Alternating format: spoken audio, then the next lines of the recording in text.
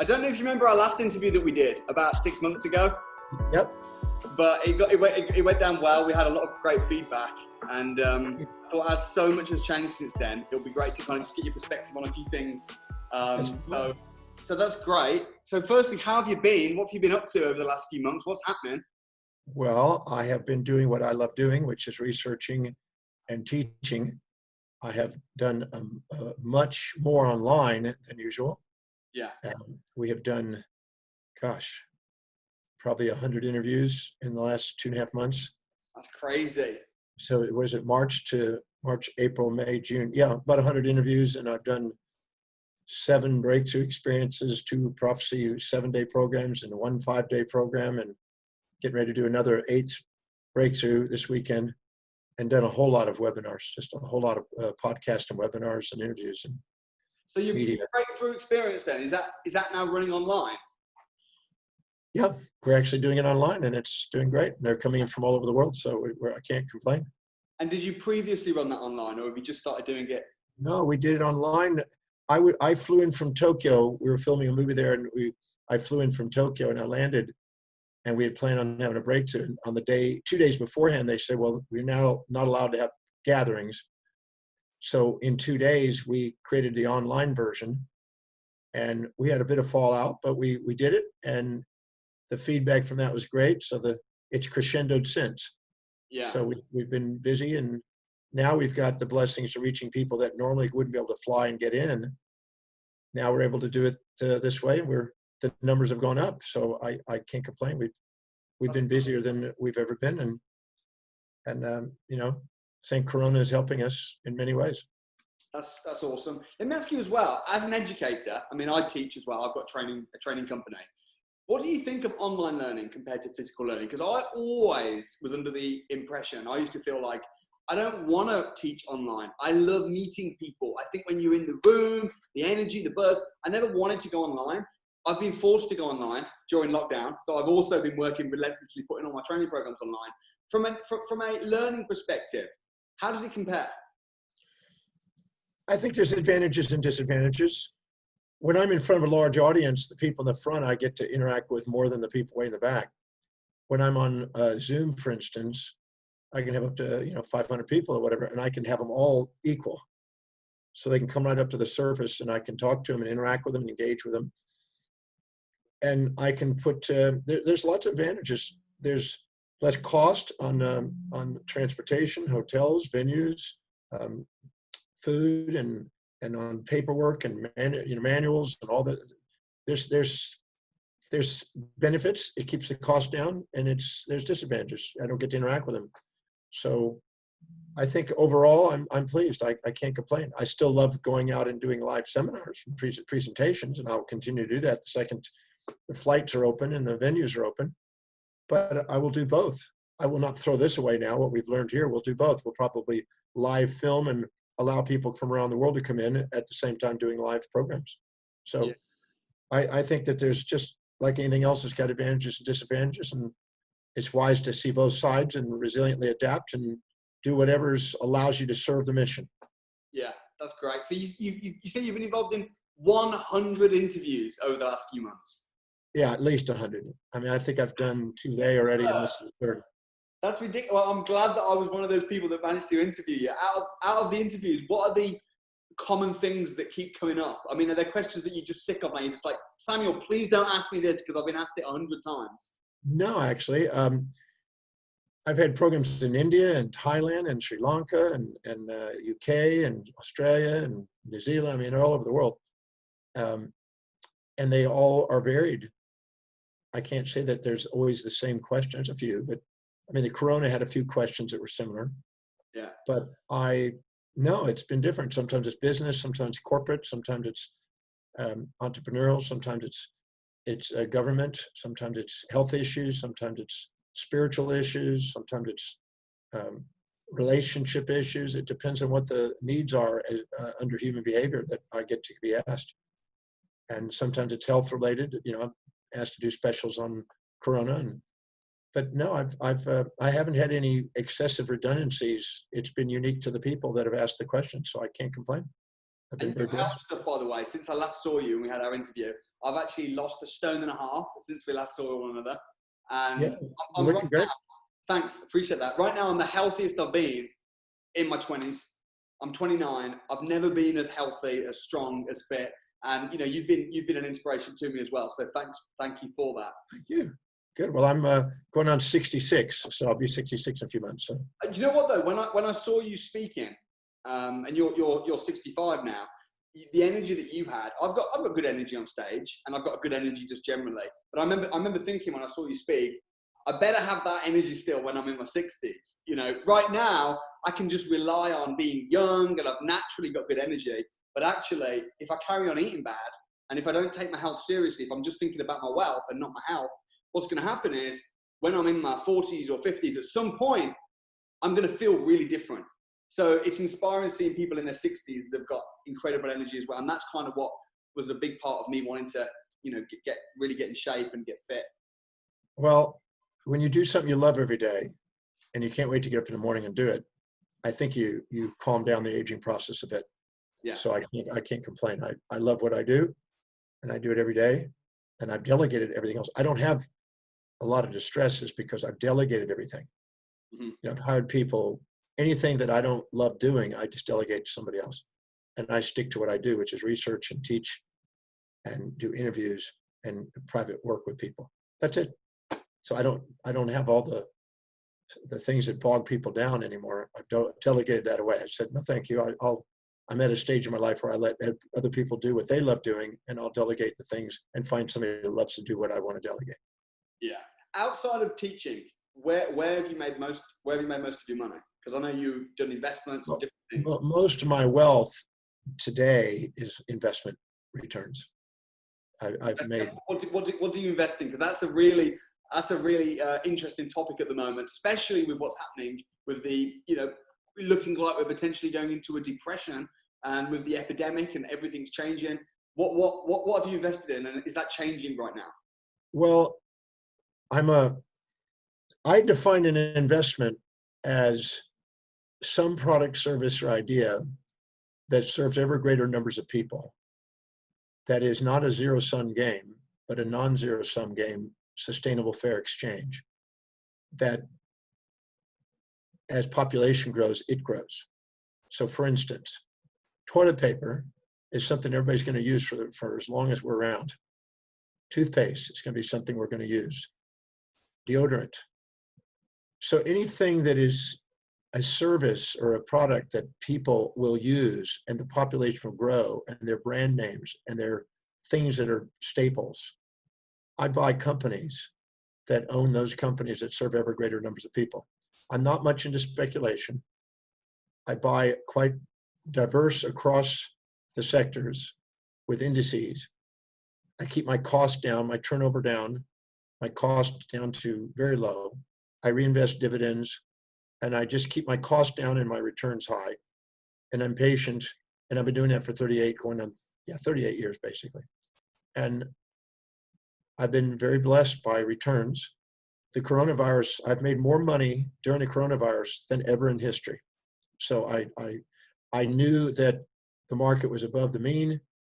I was waiting for it to go below the mean. I put in a lot of cash reserves in below the mean, and it's come back up. And so I can't complain. I make sure that no matter what goes on in the market, I win. I've structured my portfolio and structured my investment strategies to be where if it goes up, I win. If it goes down, I win. It doesn't matter where it goes. You can win. And I'm not trying to make a fortune overnight, but I've made a fortune over time. And I'm a firm believer in investing in quality companies that serve vast numbers of people consistently, and not something that's the quickest get rich system. There's many of those I pass by.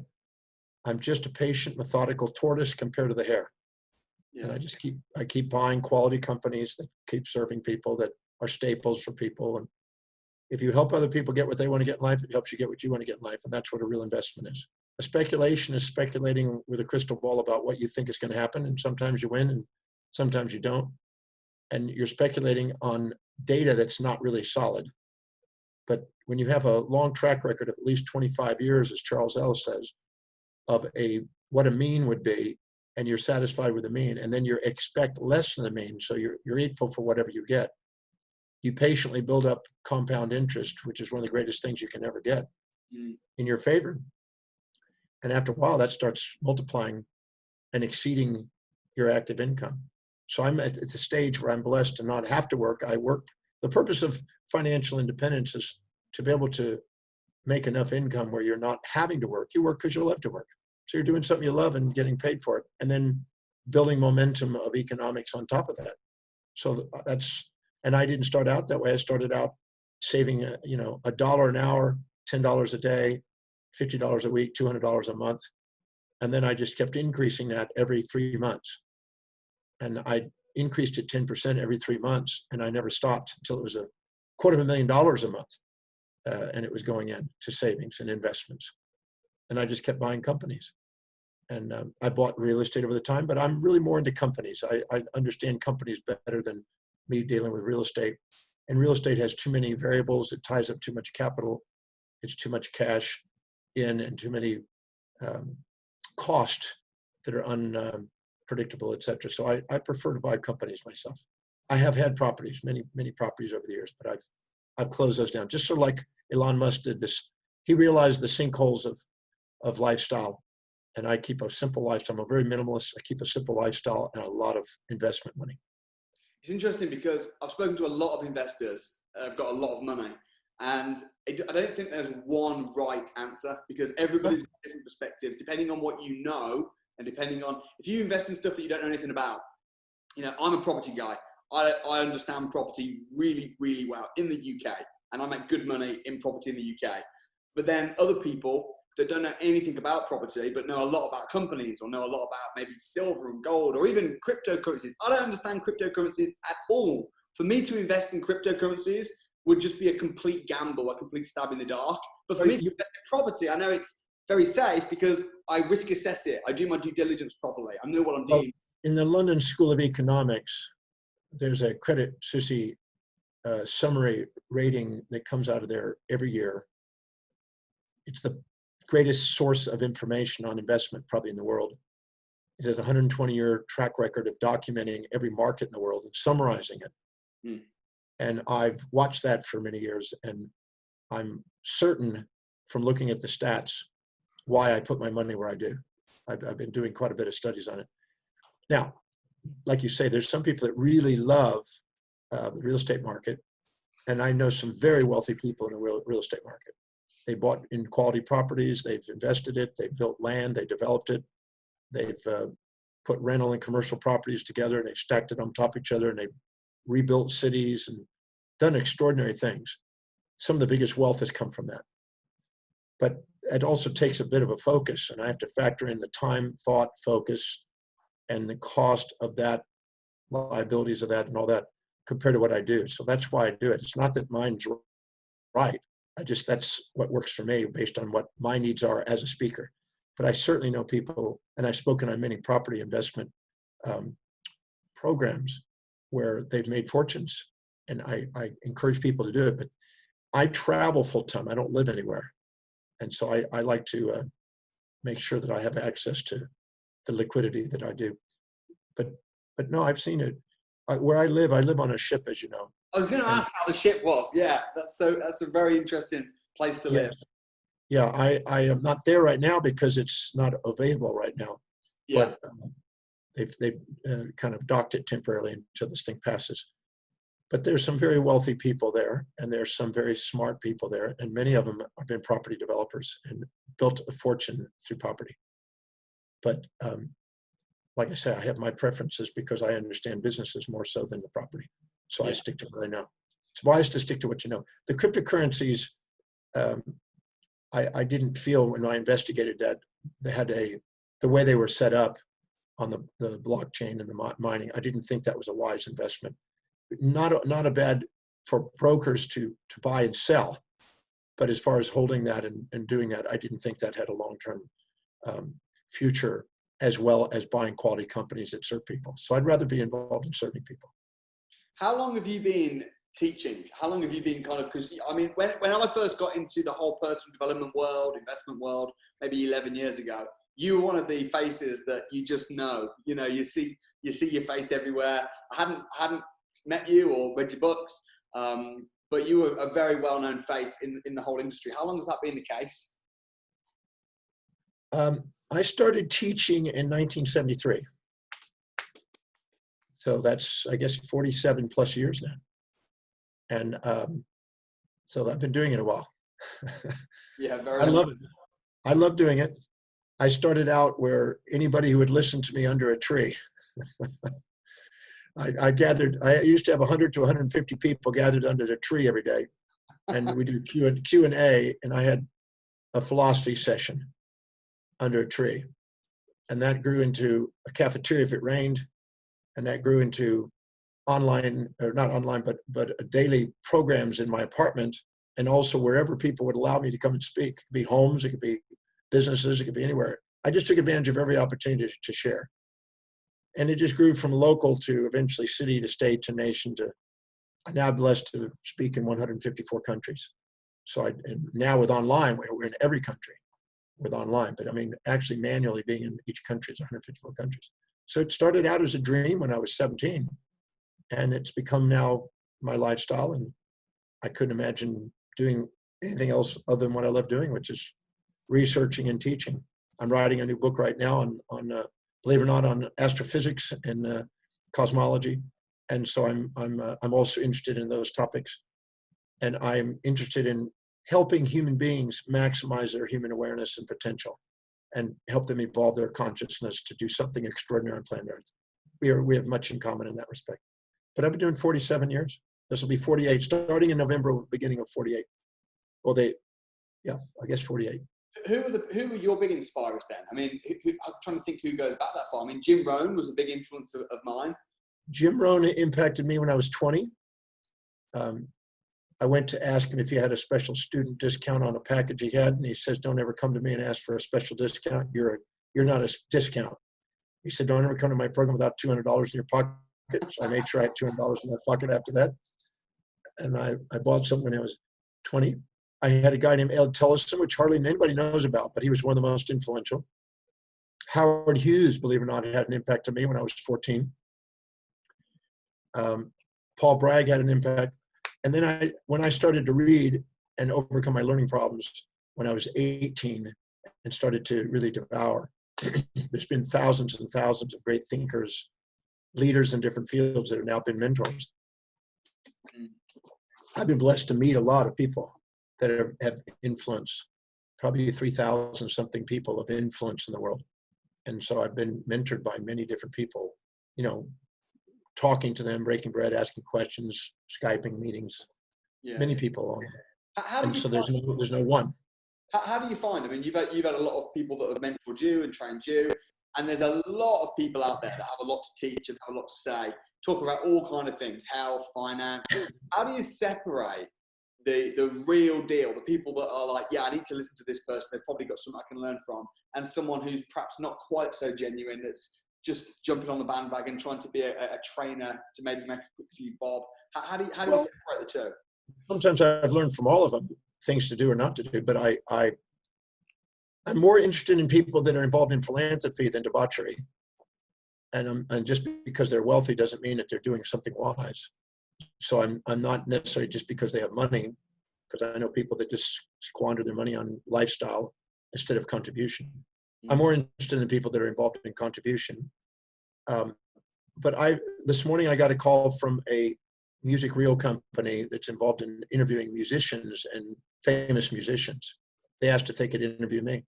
So I sometimes will do an interview, and sometimes I'll be on with amazing people in the interview on panels or whatever. And that's how I start the ball meeting people, or going on a TV show and meeting people, or you run into a band there, or you run into a celebrity there.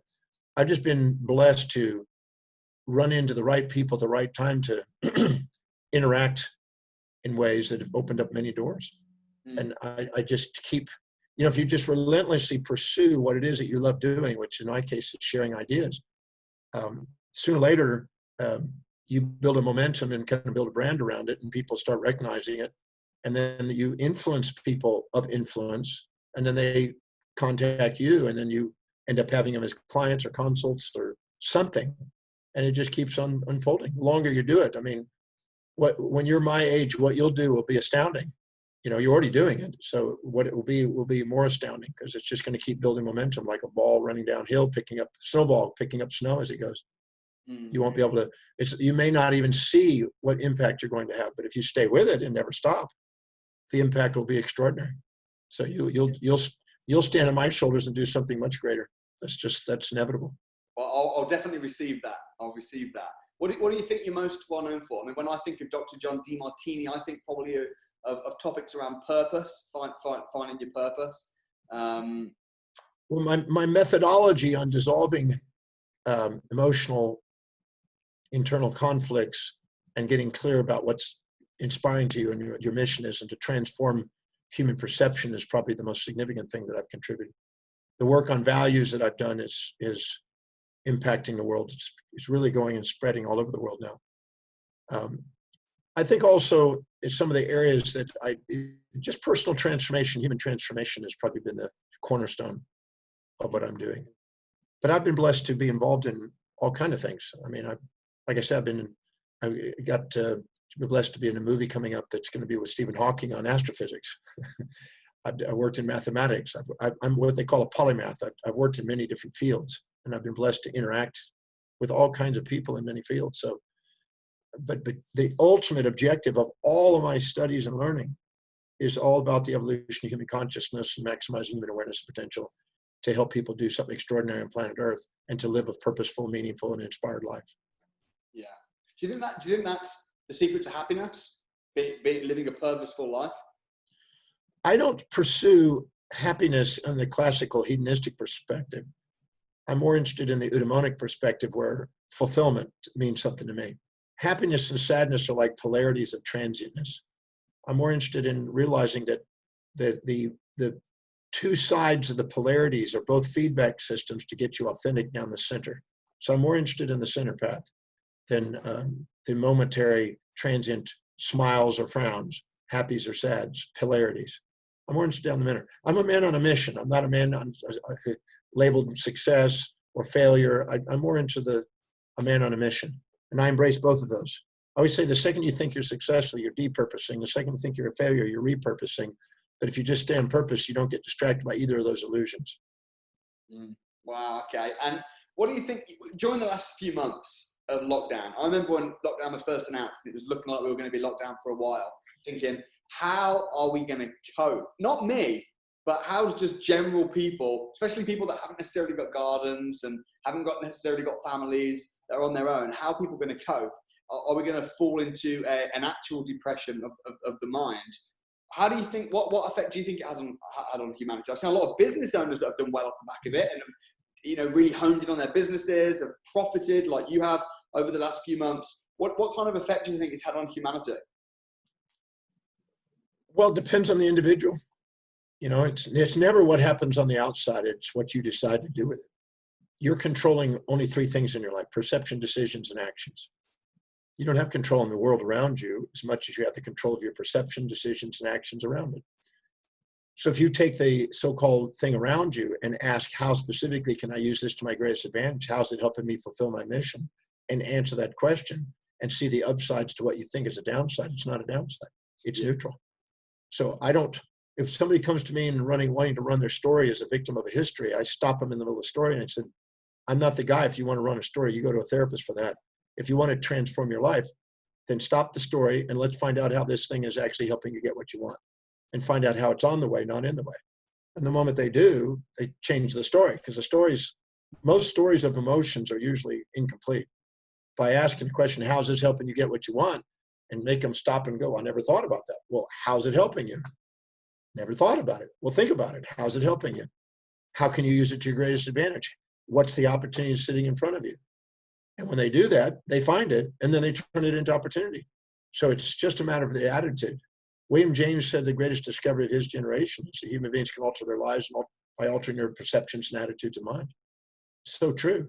If we take the time to change our perceptions, and then if we make a decision to change our actions and go to high priority actions and ask, what is the highest priority action I can do today to help me fulfill my mission on earth and serve the greatest number of people with the most sustainable, fair exchange way to earn the greatest income, so I can then delegate, so I can stay on the high priorities again.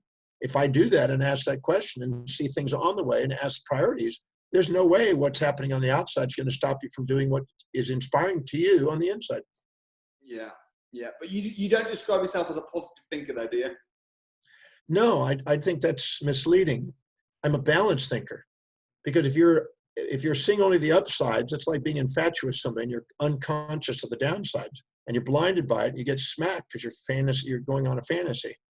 If you're on the downsides and you're depressed, it's because you're comparing yourself to a fantasy again. I look for both sides. If I was to go to you and I said, you're always up, never down, always positive, never negative, always kind, never cruel, always peaceful, never wrathful, always giving, never taking, your bullshit meter would go off and you go, not always. If I said you're always mean and never nice and went the other way, you'd go, bullshit, no. But if I said sometimes you're this, sometimes you're that, sometimes you're positive, sometimes you're negative, sometimes you go, yeah. Well, so why shoot for something that's one-sided when it doesn't have a reality? So I'm a firm believer that I look for both sides of life, because that way I'm prepared in advance for the challenges that I normally would blind myself to by pursuing one-sidedness. I think that's a really important message, because I get the difference. What's the difference then between being a positive thinker, which you said, no, you want to be a balanced thinker, and looking for the opportunity and everything? Well, with every opportunity, if somebody gives you an opportunity and you're elated about it and you're having a fantasy and you're excited and you're out extroverted and telling, well, I got this amazing opportunity with it, that usually means you're blind to the downsides, the challenges, and all the work that's going to take to handle it. Yeah. So what I do is I believe it's wise to keep your mind centered, balanced, find out and mitigate the risks in advance. I always think it's wise to ask, what obstacles might I run into and how do I solve in advance? You don't make it to Mars. You don't make it to the space station. The other day with Elon Musk, you don't make it to the space station without asking a lot of questions like, what if this happens? What will I do? What if this happens? What will I do? And mitigate all the anxieties so you're clear. And now you have the benefits of what you're going to do. You now the drawbacks, you're prepared for both. Now, instead of reacting, you're proacting. So I'm a firm believer in meditating on those so-called downsides in advance, clear them out so you're now either preventing them or knowing what to do if they happen. So your mind's not distracted with uncertainties and emotions, and then focus on your chief aim. But don't get into a fantasy about how it's going to be only one-sided, because that's not the case.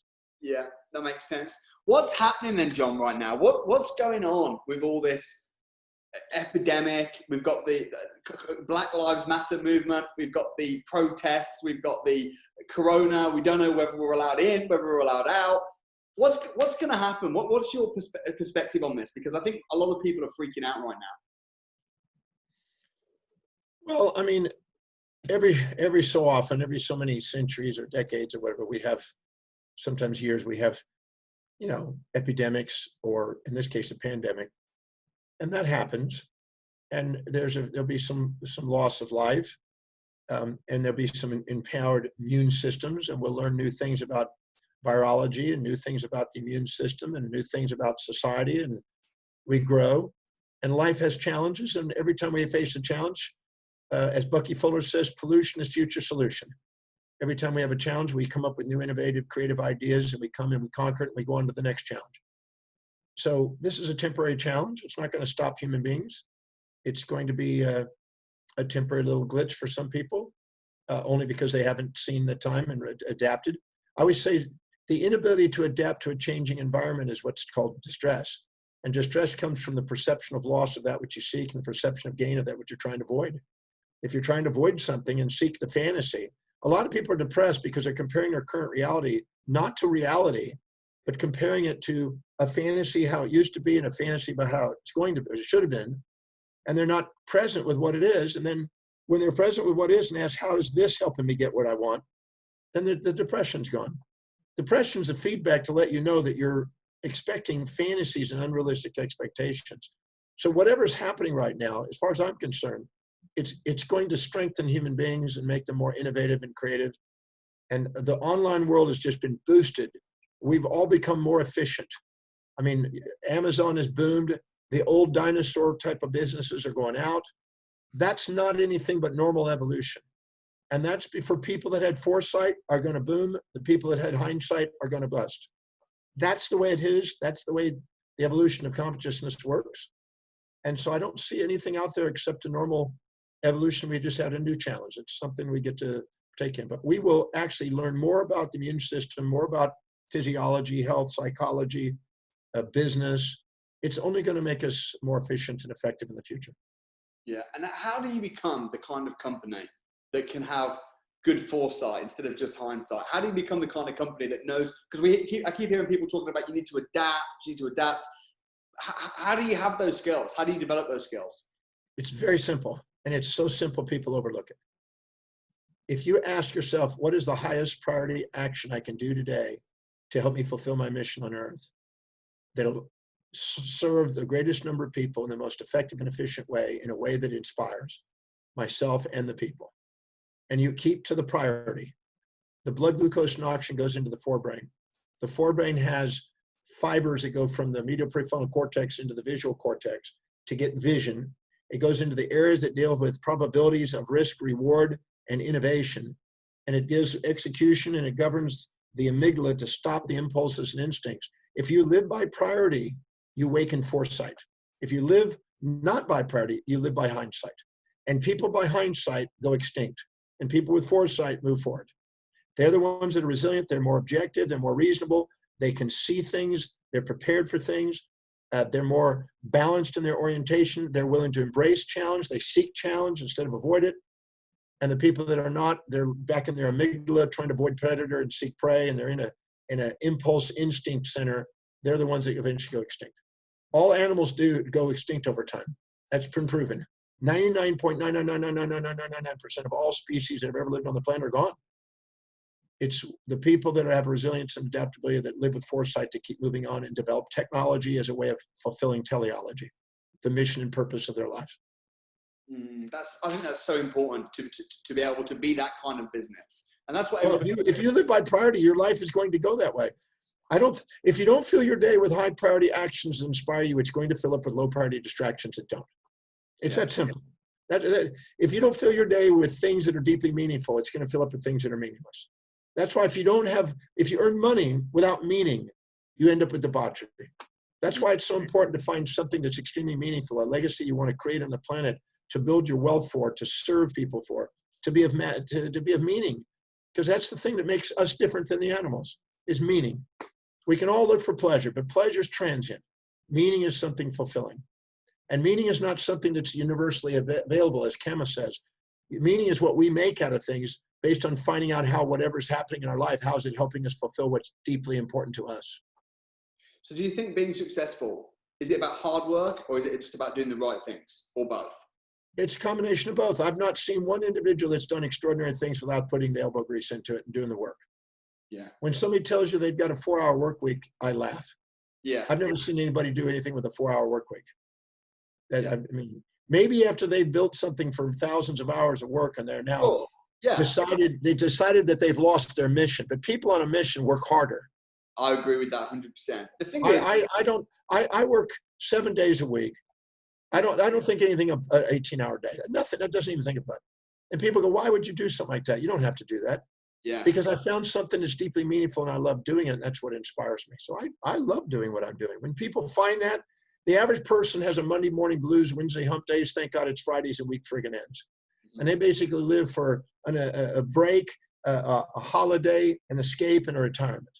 But you don't, to me, that's insanity. You don't realize when you're in a job that, like, I remember when I was just working hard in a job, I didn't have any passive income, I didn't have properties. And I thought, if I just had £2,000 a month coming in from rental income, I didn't have to work.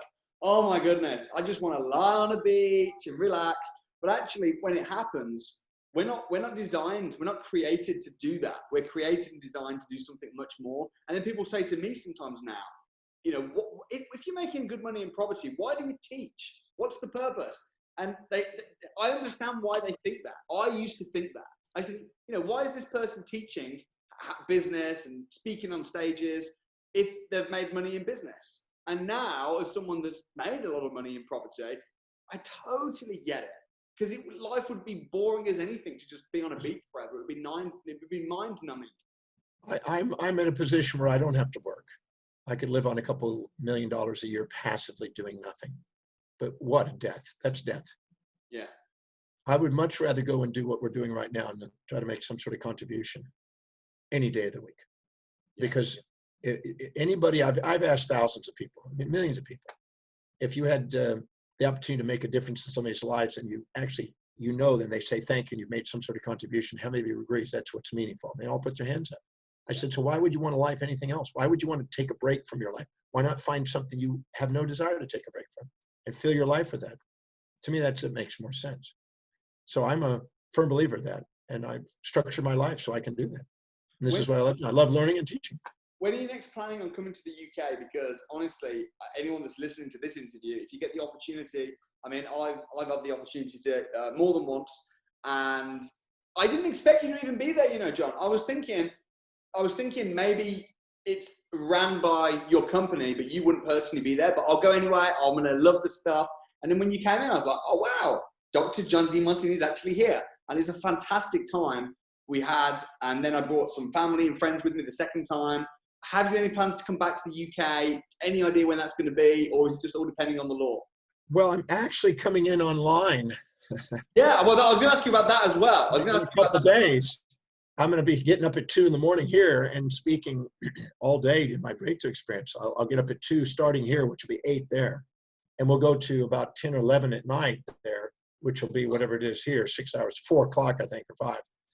This is a live online program. This is like a live online program for people in the UK. Live online program. I'll be doing it this weekend. And then I'll be doing that and that's the one that I've done 1,100, and this will be 1,101 times. Absolutely amazing. And what about as well, if people don't see this interview in time for that, or they see this after the event, I do programs every week. I'm doing programs every week. I mean, every day, in fact. So if they go online and look at my website and look under events, that will give you where there's live events or online events. And also my Facebook, where I'm doing Facebook things, my YouTubes.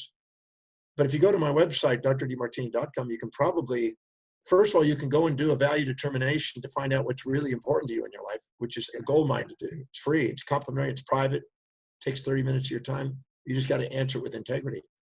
But you can go on my website and spend the rest of your life on there. There's enough material to keep you busy for the rest of your life. Thousands of radio shows, podcasts, interviews, events, live things, products. You could be there for the rest of your life, I promise. It's a good place to hang around because I'm always refreshed, inspired, educated after reading, listening to your material. What are the top 3 best things about the Breakthrough Experience program? Well, instead of subordinating and conforming to the world on the outside, the Breakthrough Experience is about you discovering what your true mission is on the inside and what is it you really want to bring to the world. And what exactly is it that you perceive that you are seeing in the way and show you how to turn it on the way. So there's no friction, there's fuel to go on and do something extraordinary with your life. The Breakthrough Experience I've been doing for 32 years almost. I mean, I got a good track record of it. 1,101 times coming up. And, hundreds of thousands of people have been to this thing. And so it's for people that want to empower. I always say that if you're not empowering yourself intellectually, you'll be told what to think. If you're not empowering yourself in business, you'll be told what to do. If you're not empowering yourself in finance, you'll be told what you're worth. If you're not empowering yourself in relationship, you'll be told what to do around the house. If you're not empowering yourself socially, you'll be told propaganda, misinformation. If you're not empowering yourself physically, you'll be told what drugs to take and organs to remove. If you're not empowering yourself spiritually, you'll be told some dogma that's antiquated that is actually misleading with opium. But if you actually go and empower your life, you're the one that sets the stage. You live by design, not default. You live by an inspiration instead of desperation. And the Breakthrough Experience is about people that are wanting to get on seriously with becoming master of and leader of their life. It's not a rah-rah session. It's not a hype session. It's not a dancing and standing on chairs and listening to music stuff. If you want to do that, don't come to my program. That's for people that want rah-rah and herd funds. I'm interested in helping a person go through and summarize the 47 to almost 48 years of my research on what maximizes human behavior and gives people the competitive advantage to go do something extraordinary with their life and delivering that in a practical way that they can go home and start applying it and make a difference in their lives. That's what Breakthrough is about. It's about breaking through what you perceive is in the way, turning it on the way in your life. Yeah. Absolutely awesome. One last question, actually. I wasn't going to ask this, but as we've met, and this is not the first time you've been on my YouTube channel, you've met me, I've met you. What would be your best piece of advice specifically to me from the little you know about me? Is there anything you could say to me which would be helpful, encouraging? If so, I'd love to hear it. The same thing I tell everybody, and that is simply stay focused on what's highest in priority. Stick to what your core competence is. Start with what you know and let what you know grow. And ask what is the highest priority action you can do each day that can help you serve the greatest number of people in your mission. And if you stick to priority, it's impossible for you not to build momentum and achieve something amazing in this planet. That's really powerful, really applicable to everybody listening. I'm going to leave in the description on this channel a link to Dr. John Demartini's website. Go check it out. John, I really appreciate you coming on the channel again. I hope to see you soon, whether it be online or whether it be in person, hopefully soon as well, in the UK, in the US. I mean, most likely it'll be there probably by September. Will probably be something happen there. Where are you right now? I don't even know. I'm in Houston, Texas, of all places. Houston, Texas, baby. Good. That's nice. So that's where you hang out, you know, on your ship. Well, no, I'm rarely in Houston normally, but since I've been here for a while. My kids are here, so my kids are grown up, but I'm had the opportunity to interact with them a little bit more because they're grown up and have their own lives now. But I've been here for a while now, and it's been extraordinary because I'm just able to focus, my 18 hours plus days doing what I love doing, which is researching and teaching and doing interviews like yourself. So thank you for helping me fulfill my mission. I appreciate it. Thank you so much. Speak to you soon, John. God bless. Keep doing what you do. God bless. See you soon.